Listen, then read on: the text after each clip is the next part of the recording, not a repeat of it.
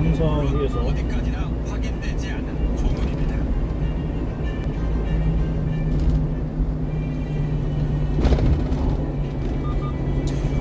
악조건 속에서 이스라엘 암살 부대는 유령으로 불리는 하마스 최고 사령관을 정밀 타격해야 합니다.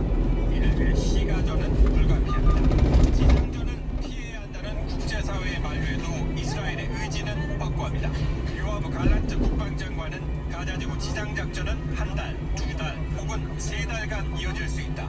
결국 크러쉬로 수술하는 그런 열악한 상황인데요. 아마 우리가 상상하는 것보다 그 이상으로 처참한 현장이 지금 가자 지구에서 벌어지지 있지 않을까 힘이 우려스럽습니다. 전쟁이 좀 빨리 마무리가 됐으면 좋겠는데 지금 상황을 보면은 뭐 그럴 기미는 보이지 않고 이스라엘군은 이른바 이제 암살 부대를 신설했다는 그런 소식도 있었습니다. 하마스 이제 지도부를 비롯해서 하마스 요원들을 이제 이른바 핀셋 제거하기 위한 그런 그 암살 부대를 만들었다고 하고 이제 그 준비할 태세인 것 같은데요. 어떻습니까? 과거에도 뭐 이런 걸 가동한 사례가 있었고 이게 어느 정도 가능성이 있다고 보십니까?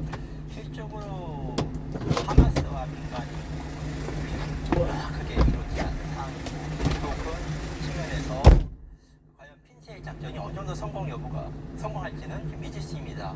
더군다나 지금 피해 복수는 또 다른 피해 복수를 거듭난다고 우리가 알고 있죠. 다시 말하면 이번 이제 하마스 지도부가 제거되면 또 다른 지도부 또는 제2, 제3의 하마스 지도부와 하마스가 결성될 가능성이 높기 때문에 어떻게 보면 피해 복수나 여러 가지 괴멸, 제거로서는 이 문제는 근본적으로 해결이 안 됩니다. 해결이 안 된다. 그런 측면 속에서 정치적으로, 외교적으로 또 함께 각자의 이해관계를 공개적인 자리에서 이것을 논의할 수 있는 그런 이제 제도적인 또 국제사회 노력 이런 부분들이 무엇보다 필요하고 이 문제를 전쟁이나 이런 군사작전을 통해서 해결하기보다는 외교적으로 해결할 수 있는 그런 지혜와 힘이 우리가 필요하다고 생각합니다. 지금의 이 전쟁 상황이 어느 정도 기간될 것 같습니까? 지금 뭐 여러 가지 전망이 나오고 있습니다. 이스라엘군에서는 3개월 얘기가 나오고요. 로이드 미 국방장관 같은 경우에는 적어도 9개월 뭐 이렇게 얘기를 한 것 같습니다. 좀 전망치가 다르긴 한데 뭐 3개월, 9개월이든 간에 그 정도 되면 상당 기간 좀 장기화될 수 있다는 것을 암시하는 것 같습니다. 어떻게 보십니까? 가장 관건은 지상군 투입 여부 시기와 관련돼 있다고 볼 수 있는데요. 실제로 지상군이 투입하게 되면 하마스의 여러 가지 지하 벙커나 여러 가지 군사력에 관련된 문이 많이 보도되고 있지만 이쪽으로 정규군과 또 민병대의 싸움에서는 결국 민병대가 버티기가 힘듭니다. 무기나 여러 가지 전력면에서 그런 측면에서 아마 어쩌면 지상군이 투입하게 되면 새로운 여러 가지 첨단 무기를 우리가 볼 수가 있습니다. 그런 측면 속에서 실제 지상군이 투입하게 되면 단기간에 이 전쟁이 종식될 수도 있지만 그런 차원에서 과연 팔레스타인 문제가 또 가자 이 전쟁의 근본적인 원인이 해결될 수 있지는 저는 미지수라고 봅니다. 아까도 이게 어떤 그 무력을 활용한 군사 작전을 통한 해법보다는 이제 외교적 해법을 강조하셨고, 그런데 이스라엘 측에서 가자 지구를 설사 점령을 한다고 하더라도 그 이유를 어떻게 할지는 사실 정확하게 나와 있지는 않은 것 같습니다.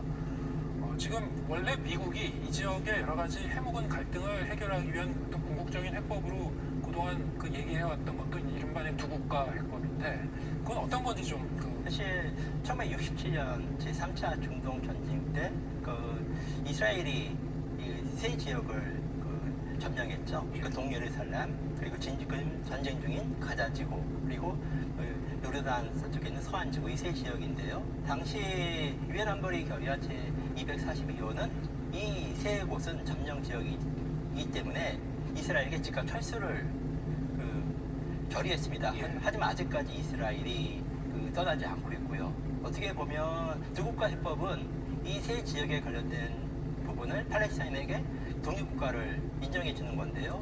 흔히 하마스가 이스라엘을 인정하지 않다고 하고 있는데 사실 그것은 사실이 아닙니다.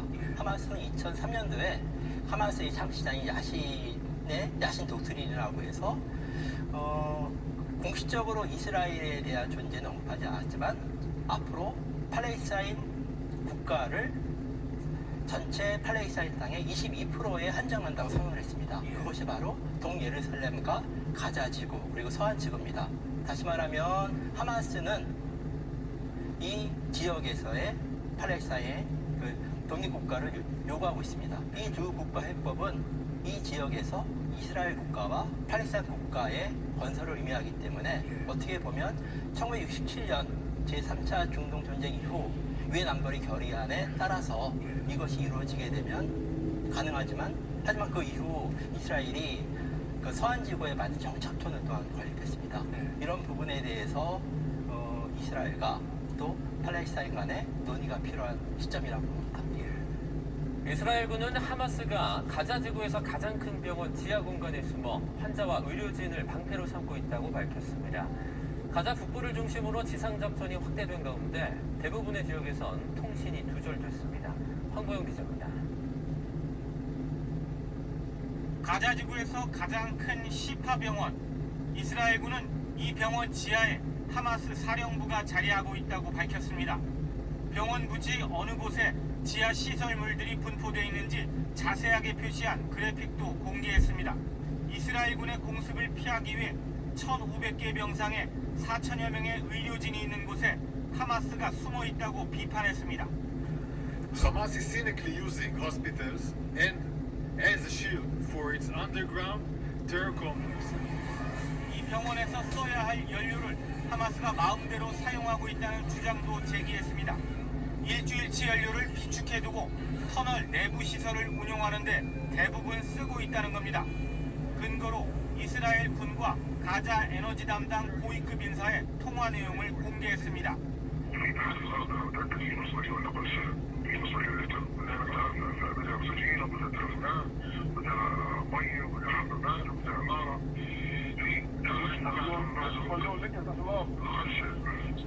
하마스는 가자 지구 병원을 활용하고 있다는 이스라엘 주장은 허위라고 반박했습니다. 한편 가자 지구에 대한 이스라엘의 지상 작전은 한층 확대됐습니다. 이스라엘군은 가자 지구 북부에서 지하 목표물에 대한 폭격을 집중시켰습니다. 현지 주민들에게는 지상군이 작전을 확대 중이라며 남쪽으로 대피하라고 경고했습니다.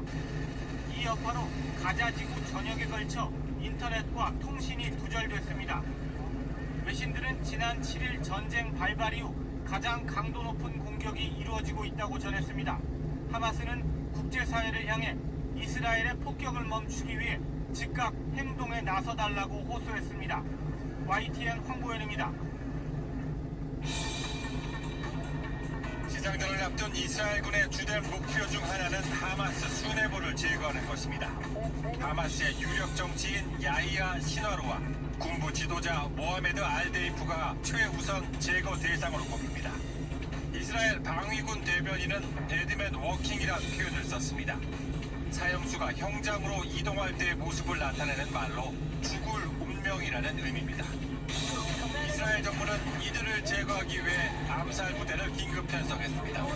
하지만 하마스 수뇌부 그리 만만치 않습니다. 특히 군부를 지휘하는 데이프는 이스라엘군의 여러 차례 암살 시도에도 살아남았습니다. 그래서 유령으로 불립니다. 은둔과 비밀주의로 유명한 하마스 사령관 모하메드 데이프에 대해 알아보겠습니다. 이스라엘군이 제거 대상 1순위로 지목한 모하메드 알데이프는 하마스 군사조직 알카삼 여단의 최고 사령관입니다. 직책과 역할에 대해서만 알려졌을 뿐 다른 부분에 대한 정보는 20년 전으로 추정되는 젊은 시절 사진 몇 출발하겠습니다. 이스라엘에 대한 기습 공격 당시